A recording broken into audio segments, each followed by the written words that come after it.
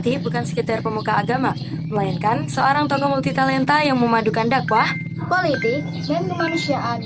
Untuk mengenal lebih dekat sosok ulama karismatik asal Cirebon ini, mari kita simak 6 fakta penting mengenai perjalanan hidup beliau bersama kami. Saya Aisyah Fitriadin.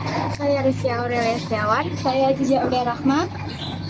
Fakta yang pertama, Sunan Gunung Jati adalah salah satu wali yang terkenal dalam penyebaran agama Islam di Indonesia, terutama di daerah Jawa Barat.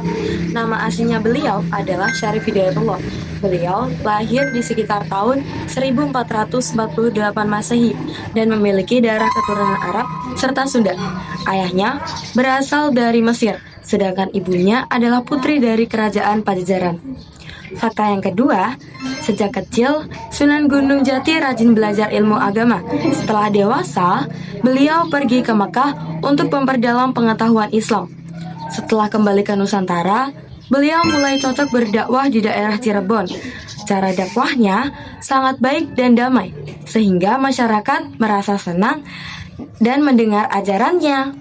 Fakta yang ketiga, Sunan Gunung Jati tidak memaksa orang untuk masuk Islam. Beliau mengajarkan agama melalui pendidikan, perdagangan, kesenian, dan sikap yang ramah pada masyarakat. Karena kebijakannya, banyak orang akhirnya memeluk agama Islam. Fakta yang keempat, beliau kemudian mendirikan Kesultanan Cirebon yang menjadi pusat penyebaran Islam di Jawa Barat. Selain itu, Sunan Gunung Jati juga membantu perkembangan Kesultanan Banten.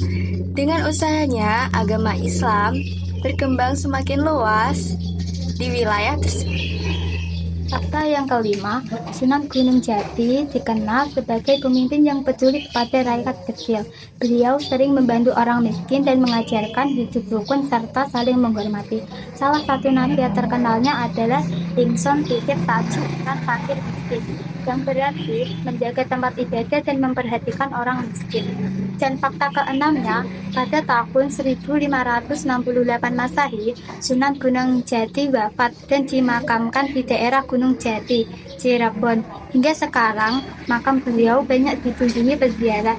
Jasa dan perjuangannya dalam menyebarkan agama Islam tetap dikenang oleh masyarakat Indonesia.